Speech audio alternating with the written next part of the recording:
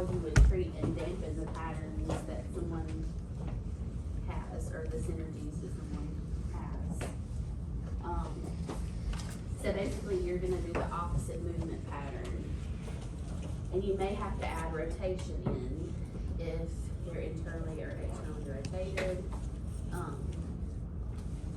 The goal is to gain control of both the agonist and the antagonist synergy patterns, and then combine those to create function. So that comes with time. So we're going to talk about an approach in a minute. It's called Brunstrom. And it's based off of this, all of this, synergy patterns. And basically there's different levels of recovery with someone that has hemiparesis. First the impulsivity, then they move into high tones, and then they can become where they can control the tone and the synergies and have functional movement. So it kind of goes in a pattern, basically. And that's what this lady that came up with this approach named it. It's named after her. So basically you just want to move in the opposite direction of what this energy pattern is. Stretch in the opposite pattern. So if your synergy patterns follow a PNF pattern, PNF would be a good way to do range of motion, right? So that's an approach that you can use in doing the opposite movements.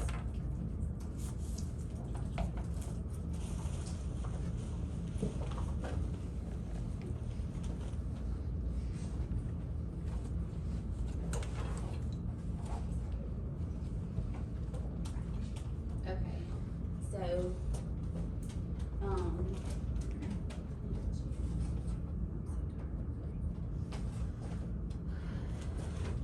coordination. So we talked about ataxia versus apraxia. And so apraxia is what? I was just curious, like muscle synergies, what are abnormal patterns that you usually see?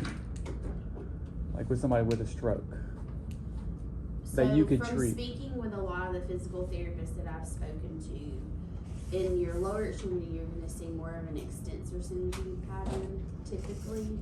And whereas in your upper extremity, you see more of a flexor synergy pattern, and sometimes a mixed between flexor and extensor. So when you have a mix between a flexor and extensor, how would you treat that? I guess by going the opposite if it's doing both things. Literally stretching their arm all the way out. I mean, and getting it out of, because typically this is going to be what you get. And remember I said it's kind of like being in the fetal position. If you can remember a kid being in a fetal position, that's kind of how they taught us to remember it in school. So basically just taking it, rotating all the way out. Does that make sense? Mm-hmm. And just pulling out the tone. So you're just basically stretching against the tone until you can get to the greatest capacity of range of motion. Okay. Does that make sense? Yeah. I feel like for me it would be, I'd have to see it so that I can be like, okay, let's try this. So there's different ways that you can do it. Obviously you don't want to just yank on someone's arm too. So if you notice someone's tone is greater in like elbow flexion, for example, a lot of times what I will do is I'll take and I'll break that tension right there, and it'll allow it to extend further. So there's different ways in order to promote stretching when you have tone that's that high. Does like contract relax? Does contract relax help at all with that? No, because remember, if you do a quick stretch, you're going to get increased spasticity, right? Because spasticity is dependent upon velocity. So you actually don't want to do that. You want to do it slow and steady in order to get to that full range. that's what I mean, like, don't do it quickly. Yeah. Yeah. Does that make sense? So, Yeah. I have a question about apraxia versus ataxia. Apraxia has like a purpose, right? When you have apraxia, it's because you're doing something and it's not working, versus ataxia is just like uncoordinated everything, right? Yeah. Well, ataxia is uncoordinated everything. Apraxia is when you go to do a movement and you can't initiate it because you can't plan it. Right, you have a purpose, but you're not able to get that purpose out. And sometimes that comes across as poor coordination, right? So sometimes, like, if they're moving and they're trying to go and take a step forward, what you might see is their leg might not go in the direction that you want it to go. Versus with ataxia, it's gonna be like shaking the whole time. Yeah. Okay. Kind of terrible, like, but do you understand what I mean? Yeah, we do it again. Yes. Are you joking? But literally, it's like when you go to take a step and the leg doesn't go where you want it to go. Is what apraxia is versus just it moving uncoordinated, like almost a little bit more jerky with ataxia, and it's more of a smoother swing with apraxia. Does that kind of make sense? With apraxia and like fascinating gait, is there like a difference in those two things? Yeah, well, fascinating gait is not necessarily apraxia.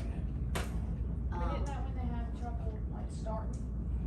It is, but it's from a different part of your brain. So apraxia is gonna be more so like your premotor cortex or your supplementary motor cortex that you learned about back. It's your ability to plan movement, whereas fascinating gait is coming from your substantia nigra and your pons. It's the initiation of the So muscle. it's in a different, I would say it's more ataxic than apraxic because they're not controlling it. Like, it's not a control issue, it's a Relay. relay, thank you. That's a good way to put it. So when they fascinate, they can't control that pattern. It's like when your call gets dropped. Call right back. That's the signal gets dropped. It has to And reconnect. typically that fascination, although you can help it some, Parkinson's is a degenerative disease, correct? So you're gonna have to help them compensate, and we'll get into that later. You can use metronome training, you can use, music therapy for those patients. So they respond really well to auditory stimuli, so your verbal cues of big movements. Take a big step, Mr. Smith, take a big step. They're gonna respond to that better than someone that's apraxic. They're gonna need more tactile, weight-bearing information for proprioceptors to get up there to say, hey, my leg's still here, can you move it in the right spot when you take a step? Does that make any sense? Okay. Okay, so what would be the difference in like, I think I understand what you explained this. So what would be the difference in like the cueing that you would give a patient with apraxia versus ataxia? So ataxia, So like it's uncoordinated. uncoordinated movement. Yeah. Yeah. Uncoordinated movement is ataxia. But then you said like, how would, I guess it's more apraxia, how would you cue them then? Because like you said, they can't plan out the movement. No. So how would So you cue you them then? initiate it for them, right? A lot of times. So, Maggie, you come up here for a minute.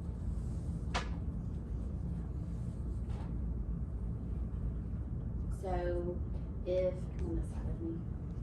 So if Maddie can't control her right leg, okay? So act as if you don't know where you're gonna place your foot. No, you gotta pick it up and out like you don't know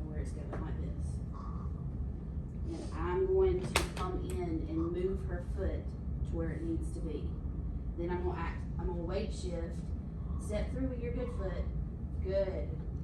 Okay, now go again. I'm gonna move her foot to where it needs to be, weight shift, step through your good foot. Does that make sense? So I'm giving her cues from my foot. I'm pushing her foot where it needs to go. She's putting weight through it and stepping through with her good foot. And then versus a patient with Ataxia. ataxia, how would you cue? Typically they're not, I would add weights to their legs To to control the coordination. I would, sometimes they can wear weighted vests. Also challenging their balance, okay? So challenging balance through balance training, basically. Like starting on a hard surface, moving to a softer surface, training, those kinds of things I would do in order to promote more coordinated movement with them. Does that make sense? Okay. I have a video here that kind of explains the difference between apraxia and ataxia, so that you're able to, when you're studying, go back and listen to her. But it's basically all the things that I've been saying about where in the brain certain things are. So these are different types of apraxia. There are several types of apraxia. Ideational apraxia is like they don't know how to create an idea, basically. So they put like a sock on top of another sock. Or when they strike a match on a box, they strike it on the wrong side of the box.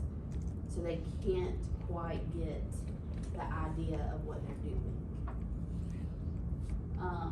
Ideomotor is when you ask the patient to do a march and they literally just sit and look at you because they can't start it.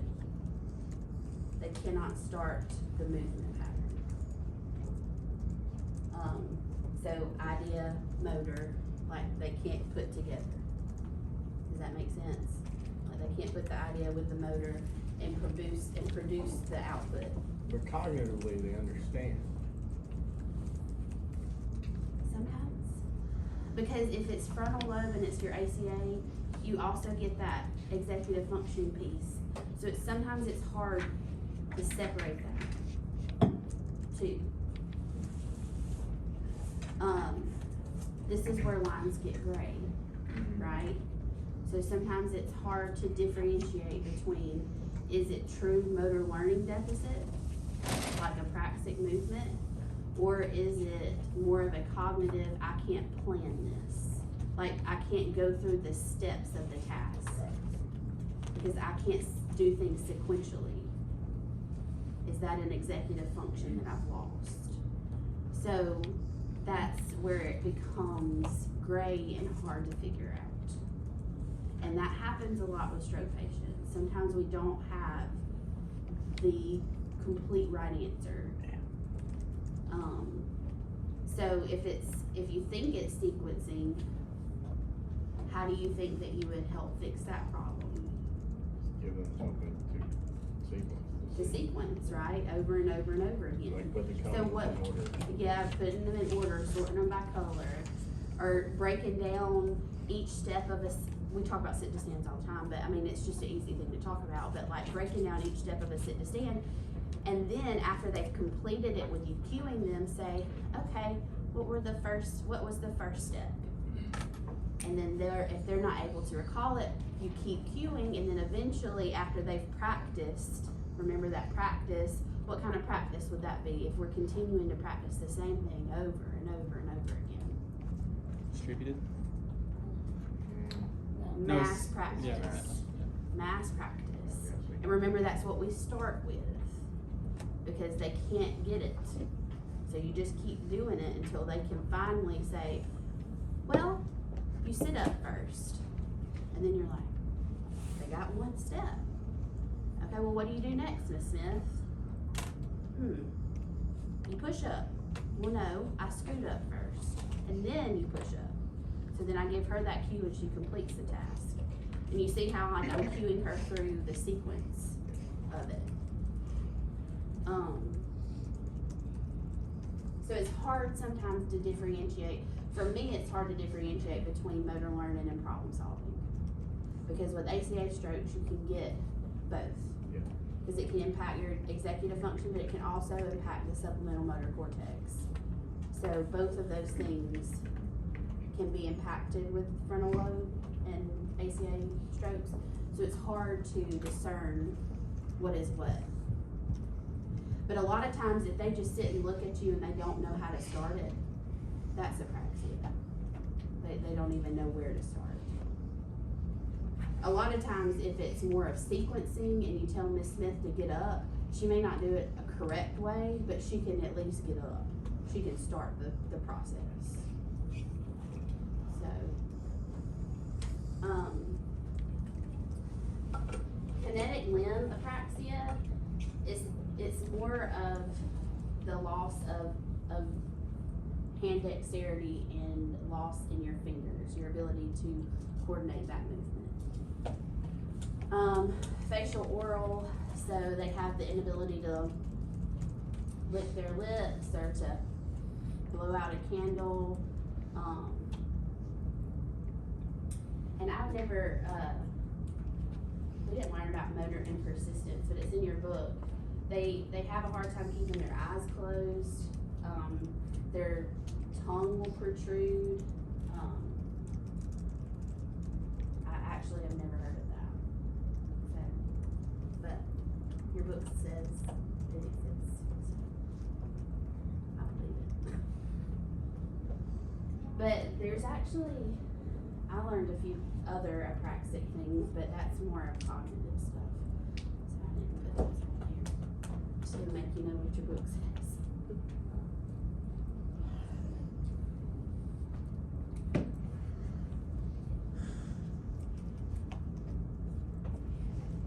So treatments.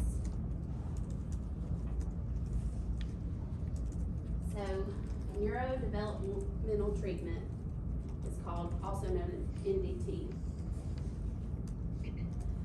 A lot of therapists can get specialties in this. They can get an NDT specialty, or certified. It was developed by Carl and Berta Bobath, and it's based off of a hierarchical I can't even say that word, model of neurophysiological function. So, this concept recognizes that interference of normal function within the brain caused by the central nervous system dysfunction leads to slow or cessation of the motor development and the inhibition of writing reactions, equilibrium reactions, and automatic movements. So,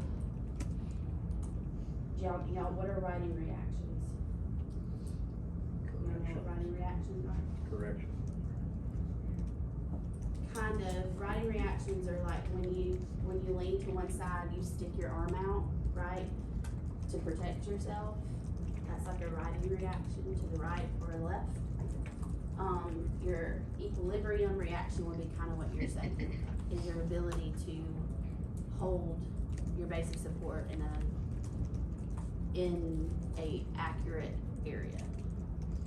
And then automatic movements. So we just talked about they can't initiate movements at times, so they can't have an automatic normal movement pattern.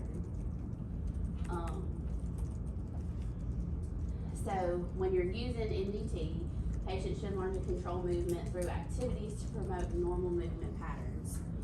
So one of the ways that my professor taught us to learn the difference between Bobath and we're going to talk about Brunstrom is that Bobath allows them to use what they have in order to get a normal movement pattern, whereas Brunstrom wants you to continually correct the synergy. So with NDT, typically, your hands have to be on the patient the whole time that they're moving. Cause you're continuously fixing the things that they do wrong. So as they, kinda like what I did with Maggie, like as she swings, I'm trying to correct her swing and put her foot in the right spot. Then I'm helping her weight shift onto her backside and step through with the left. For a sit to stand, you still wanna be my person? Come over here and sit on the mat.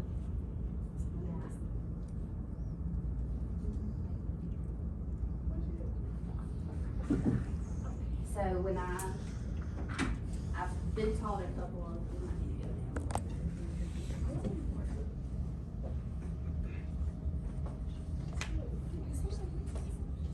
So when I am doing this,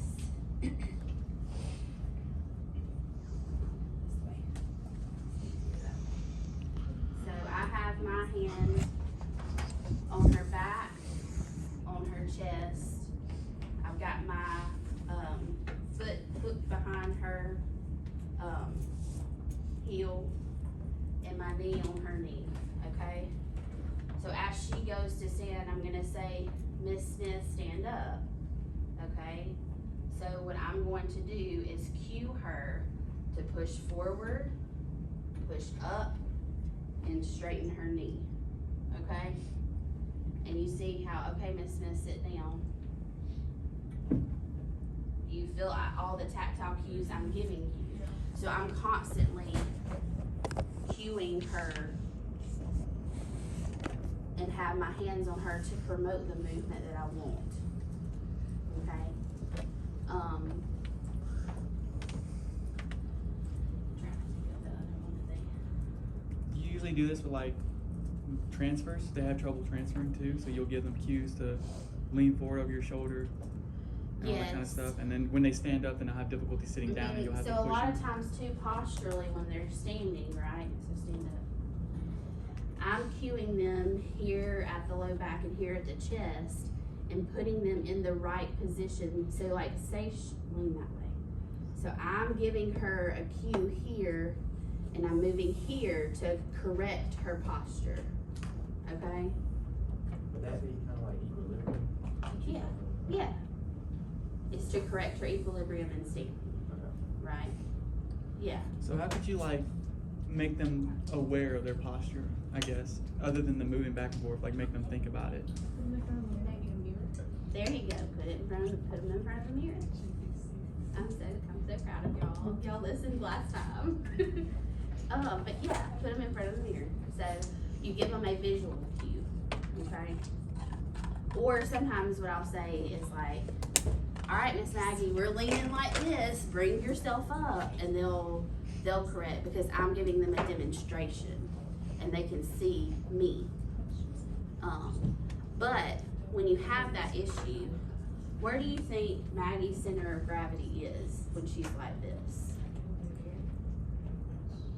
It's not in her belly button where it needs to be, right? It's sitting out here.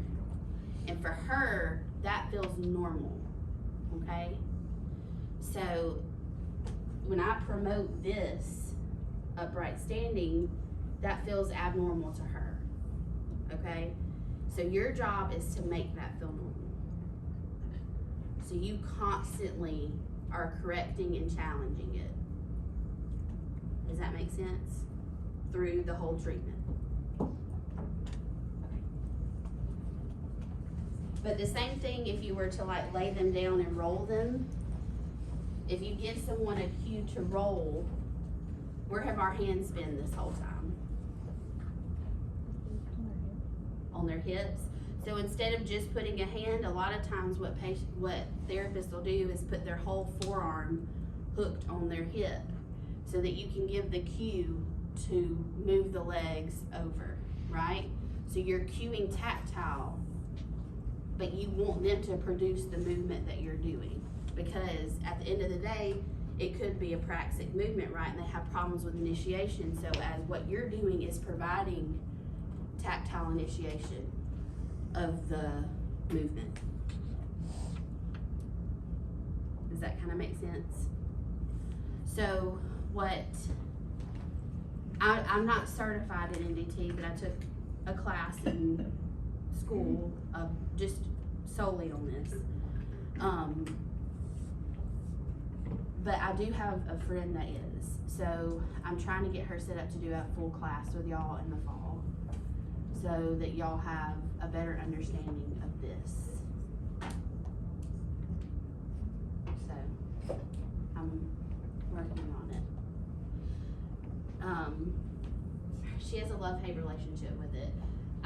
What we say a lot of times is it's unrealistic to keep your hands on a patient for the entire duration of a session, because obviously a lot of times you're treating more than one person at a time, and if you are one-on-one, sometimes you don't want to provide those tactile cues because you want to see what, remember, their feedback, their intrinsic feedback is, right? Are they developing intrinsic feedback? Are you providing too much external feedback?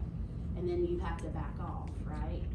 So there are some things that there's like a love-hate relationship with it.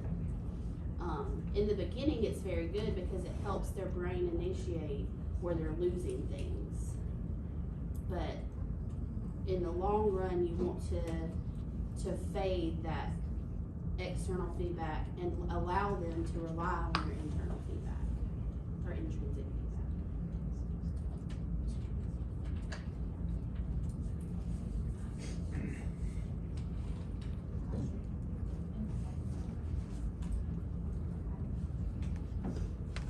So these are not in your book.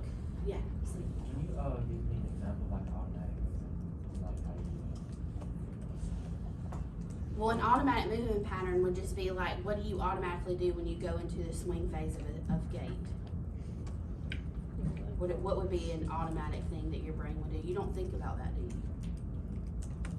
Okay, so that's automatic, right? No, because remember I told you make motor engrams, right? As you develop. As you develop, certain motor patterns become normal to you. Does that make sense? So it's like patterns that are normal to us that we don't think about. That's all that is. Is exactly. Okay. And when in your book they call, I've always been told they're called motor engrams, but they're called motor programs when they talk about development in your book. Yeah. Did you have something? Okay, you look like you had a question. No. Just listening. So this is not in your book. I got it from your study guide book. Remember I told you sometimes I pull stuff out of there because I think it's useful and it helps y'all study for boards and stuff. So this was one of the pieces of equipment that I thought, or pieces of information that I thought was important. So constructs just means this is what this technique, or this is what NDT is, ideas are. This is their theory, basically. These are the things that they theorize, and this is what the practice kind of goes along. So they inhibit abnormal patterns of movement with simultaneous facilitation of normal patterns. So, so you can see I did that when I'm moving her, right? So I'm inhibiting what she was doing abnormally and promoting a normal facilitation of movement. Alterations of abnormal tone and influencing isolated active movements. Okay, so when someone has abnormal tone, what do we have? They have coupling of movements, right? So like with abnormal tone, a lot of times, remember I said when you flex your arm, you're gonna raise your shoulder. So what we're trying to do is to isolate movement patterns and promote just elbow flexion without shoulder elevation. And you could do that from, like you could literally just put your hand on their shoulder. Yes, and stop it. And that is tactile, which is what they do a lot of, putting your hands on the patient. So you're fixing to be all up in somebody's grill, basically doing this. Avoid utilization of abnormal reflexes or associated reactions during treatment. That's basically the same thing as, you just don't wanna promote,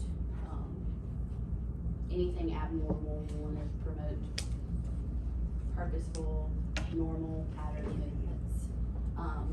Utilize manual contact and handling through key points of control for facilitation and inhibition. So this is manual. They want tactile, they want you touching the patient. Achieve a balance of muscle groups during treatment. So, when I think of this, I think of trunk control, right? And that equilibrium that they're talking about. In order to achieve that, there has to be a balance of muscle groups, right? Inability to balance muscle groups from one side to the other is going to lean towards an abnormal posture. Also, if they just have hemiparesis of like an arm or a leg, what do you think they do when they sit? When they're sitting, if they have abnormal tone, let's say they have hypotone in their left side, and they're sitting in a wheelchair, what do you think they do? You think they lean towards their affected side or their unaffected side?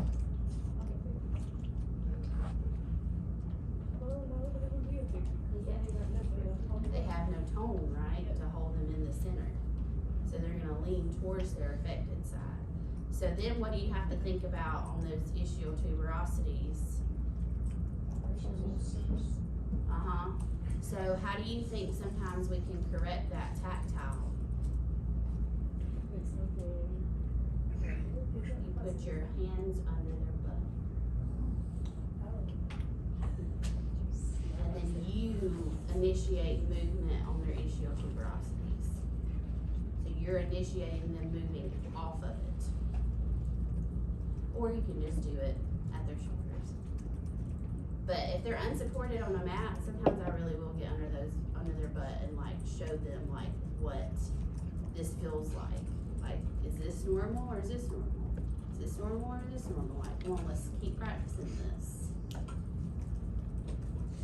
So, use developmental sequence. So remember, what's developmental sequence? Justice. Because we talked about that. Sequence. So it's like as they're learning, as they're growing, it's the things that they incorporate, right? Like how Yeah, they. so there's that chart in your book too, Right. that shows you the developmental sequence. So it's got,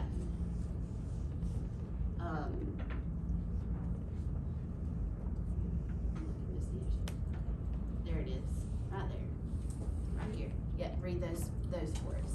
Up here at the top, start at the bottom. Supine, prone, or hook line, and then you move to prone on elbows, and then all fours, then half kneeling, tall kneeling, plantigrade. Plantigrade.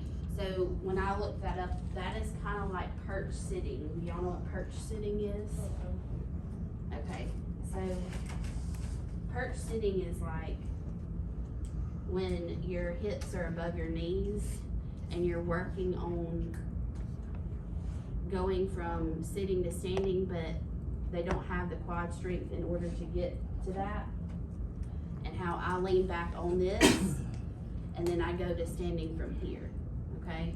So I'm going from perch sitting to standing, okay? Perch sitting to standing. What page is that on, Jazz? 329. Page 329, people. We got one thing. Emphasis used on rotation and intervention.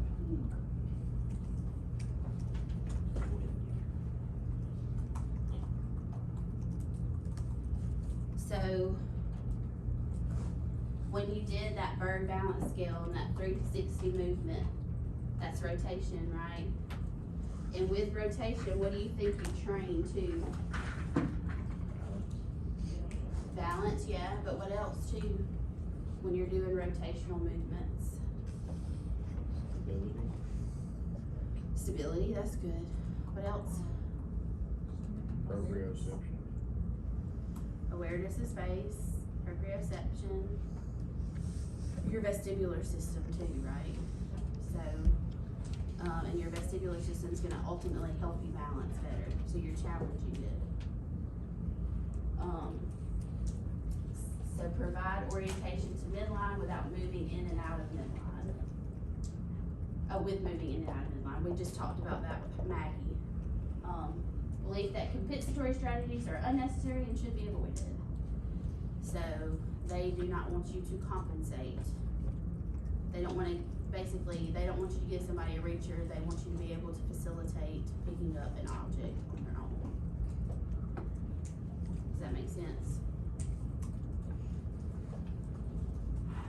And I say they because it's, those people came up with this theory, so.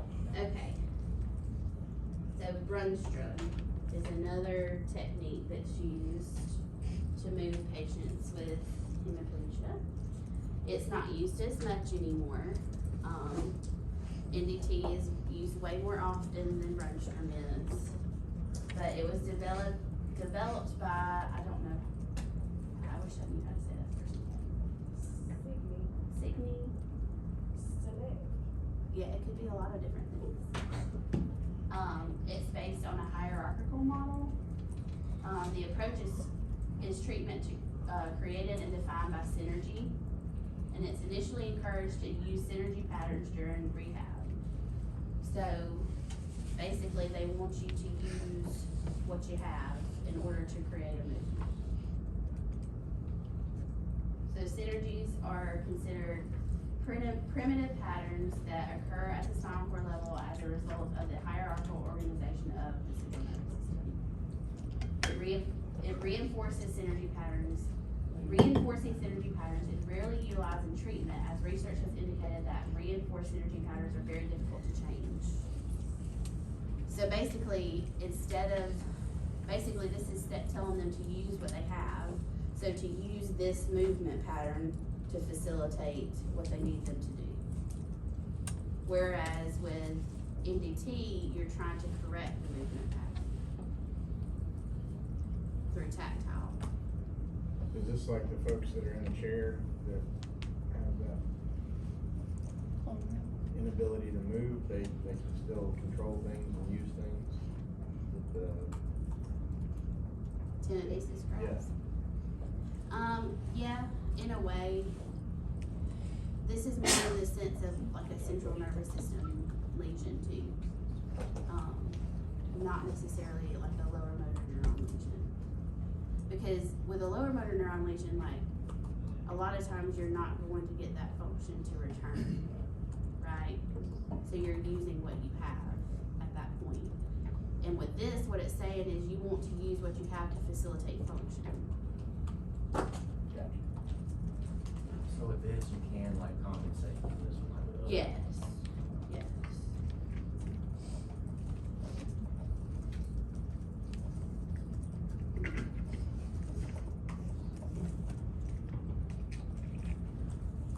So this guy right here explains this super well, and it's only the upper extremity. Yeah.